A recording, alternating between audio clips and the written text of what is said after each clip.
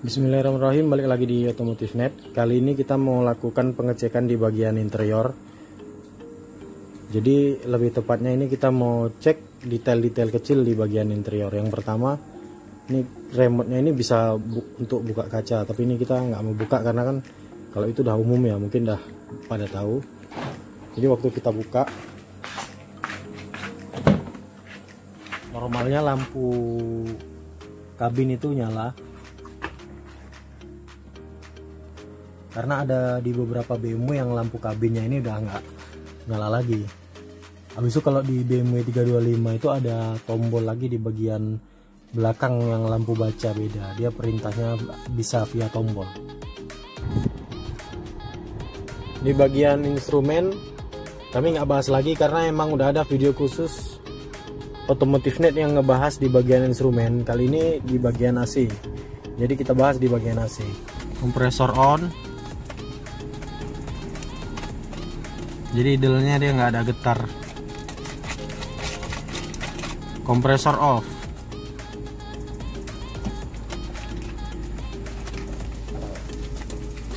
Stabil dan nggak ada getar. Jadi buat kalian yang lagi milih BMW bisa dicoba. Kompresor on. Ini kita kasih perintah climate control karena ini udah pakai climate control di 25 derajat. Ini blowernya 3 ataupun 6 karena setiap kali kita turunkan ini yang hilang ini sekitar 2 kotak. Jadi karena ini climate control dan ada heaternya, jadi mau kita turunin ataupun naikkan suhu, itu dia secepat mungkin dia kejar suhu yang kita minta. Contohnya ini sekarang saya mau turunin. Jadi nanti blowernya otomatis naik sendiri kalau si sensor yang kayak landak di bawah itu yang masih berfungsi. Ini kita cek. Jadi secara otomatis dia nambah kecepatan blowernya. Ini sekarang kita kondisikan lagi ke semula. Tadi di 25. Sekarang misalkan kita mau sedikit lebih panas, dia blowernya tetap ngejar karena ada instalasi air pendingin yang dimasukkan ke dalam kabin untuk ngebantu menghangatkan kabin. Ini kita tes lagi.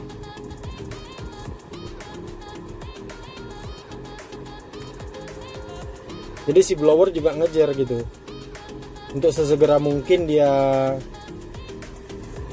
sampaikan ke kondisi yang kita minta kayak gitu. Oke, ini jadi kita balikkan lagi.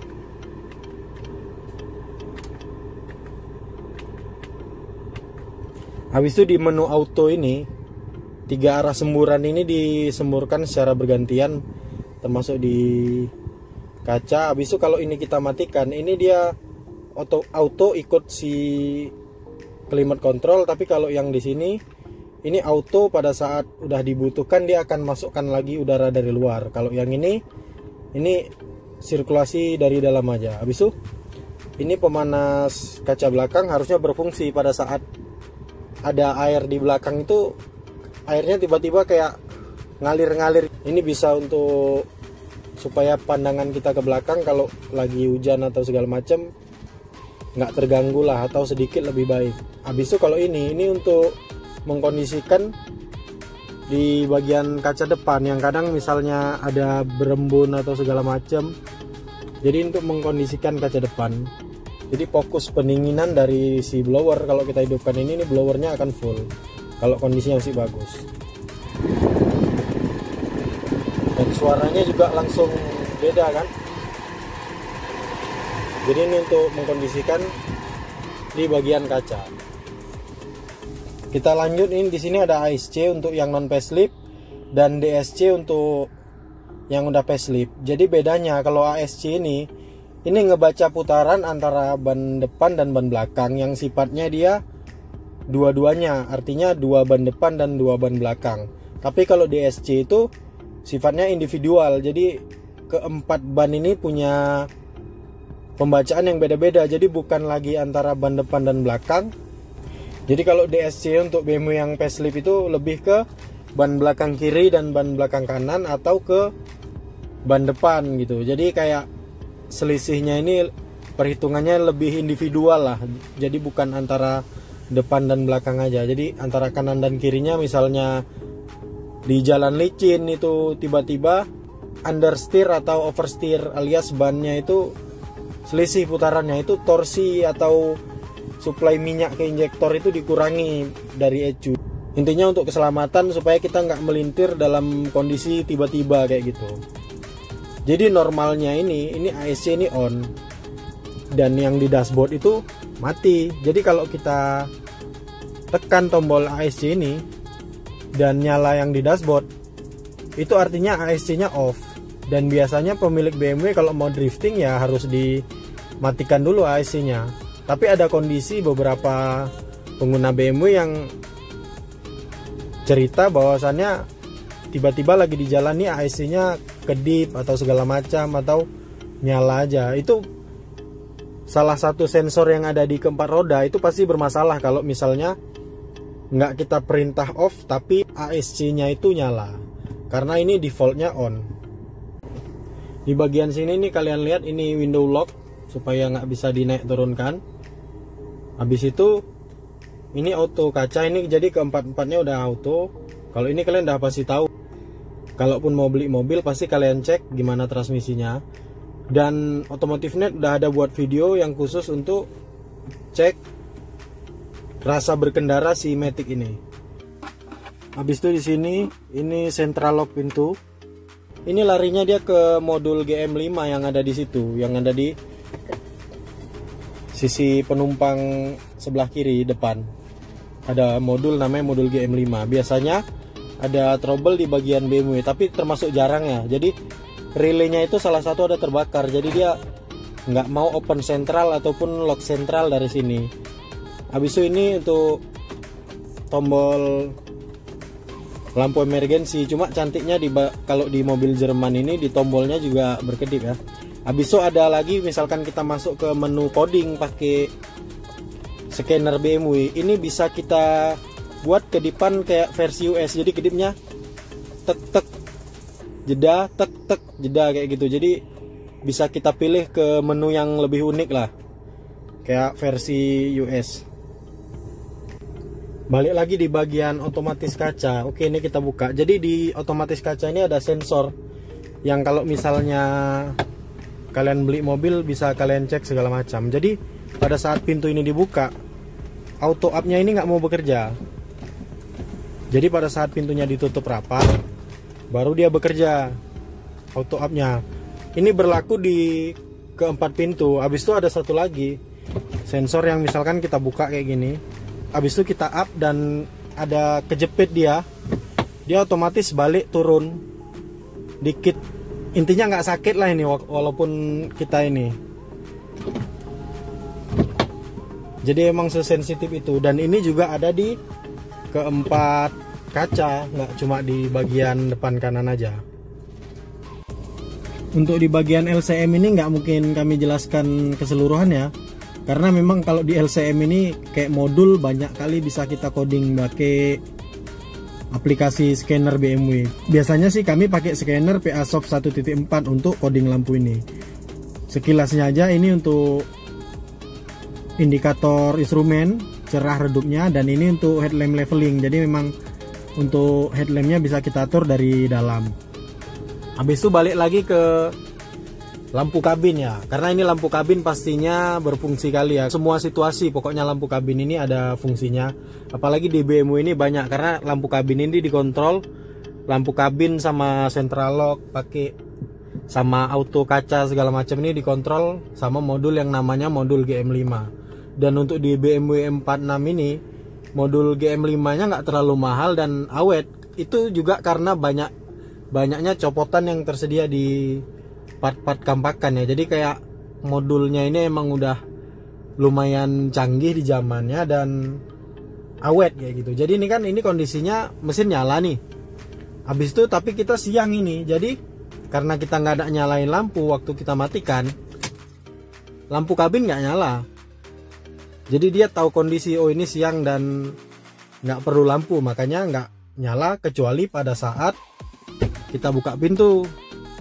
Nah ini langsung dia normalnya nyala, karena nandain juga nanti waktu kita tutup, pas kita lock, lampunya ini mati. Jadi ada satu kondisi lagi, ini kita buka dulu. Kita colokkan kunci. Kita colokkan kunci. Ini dia mati lampunya. Ini kita start dulu mobilnya.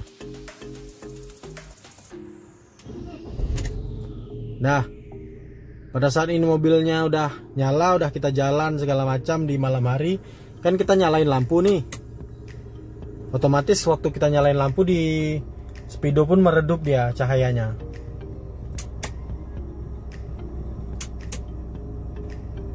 Kan udah kita nyalain lampu. Habis itu kita udah nyampe tempat tujuan, kita matikan lampu. Dan kita mau keluar gitu dari mobil. Sebelum kuncinya kita cabut, ini lampunya udah nyala.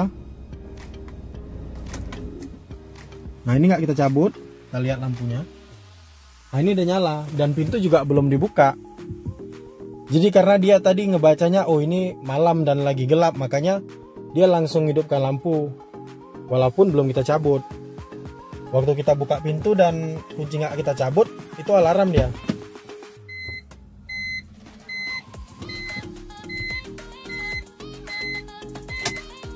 Nah, waktu kita cabut dia diam. Dan waktu kita udah keluar, kita tutup lagi, kita lock, otomatis lampu kabinnya juga mati. Habis itu ada fitur lain lagi, misalnya kalau lebih tepatnya kayak mana ya kita bilang. Oke, ini mobil kita nyalain dulu, panas.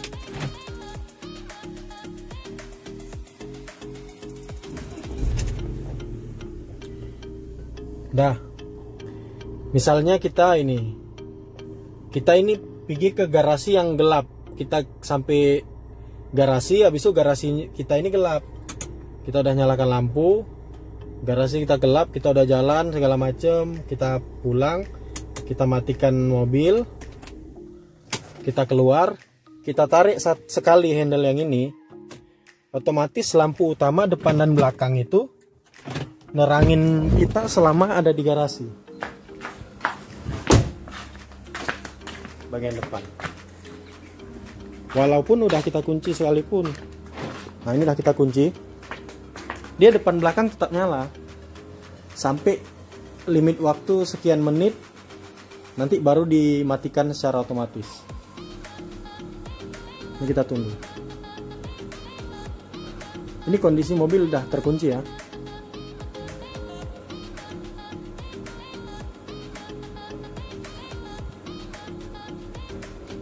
Mati otomatis. Habis itu misalkan kondisinya kayak gini, ini kita ngebuka mobil nih, kan nyala tuh lampunya, nampak itu juga nyala yang belakang. Habis itu kita lupa atau habis sambil barang, kita tutup lagi pintunya, kita lupa matikan, itu nanti secara otomatis dimatikan sama modul yang namanya GM5 itu. Jadi supaya aki di mobil kita ini nggak tekor, karena lampu ini kan lumayan nih, kan udah mati. Dan sekarang kita buat double perintah, ini kondisinya pintunya udah kebuka dan kita tekan tombol buka lagi, itu lampunya nyala lagi. Dan nanti misalkan ini nggak kita buka juga, nggak kita apa-apain lah, kita bilang, itu nanti lampunya bakal dimatikan lagi supaya baterai kita itu nggak drop. Habis itu ada double fungsi lagi dari ini, dari switch lampu sen kanan dan kiri. Misalnya kalian parkir itu di sebelah kanan badan jalan atau di sebelah kiri badan jalan. Misalkan kita parkir di sebelah kiri badan jalan di malam hari dan sedikit makan badan jalan, yang kalau di tempat gelap itu kan pastinya bahaya. Misalnya ada lampu kendaraan yang redup segala macam, nggak kelihatan. Jadi ini bisa dinyalain sebelah gitu. Jadi lampunya bisa dinyalain sebelah sesuai yang kita inginkan nih. Jadi sekarang kita mau nyalain sebelah kanan, depan dan belakang, dalam kondisi mobil terkunci dan kuncinya itu kita bawa. Ini sekarang kita arahkan ke kanan sekali, dia bakal nyalain lampu depan dan lampu belakang yang wattnya kecil. Kami udah pernah tes sekitar 4 jam, itu nggak ada masalah waktu parkir. Nah ini dia nyala satu yang depan.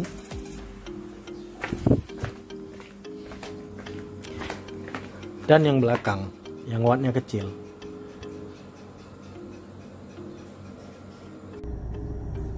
Jadi walaupun kondisi mobil tadi dalam kondisi terkunci, lampu yang tadi itu tetap nyala. Dan ini juga berlaku untuk lampu yang sebelah kiri. Jadi kita bisa sesuaiin di sebelah mana kita parkir, sebelah yang dekat jalan itulah yang kita nyalain supaya untuk menghindari hal-hal yang tidak diinginkan. Jadi untuk di zamannya ini mobil termasuk udah canggih dan ya sangat canggih. Jadi di bagian sini ini kan udah tahu kalian, ini shop opening, dan cuma ini udah lama nggak saya silikon ya, jadi udah lumayan macet. Jadi ini aslinya ini shop opening. Habis itu di bagian pinggir ini nggak kelihatan, yang gelap. Habis itu di bagian pinggir ini kalian lihat nih.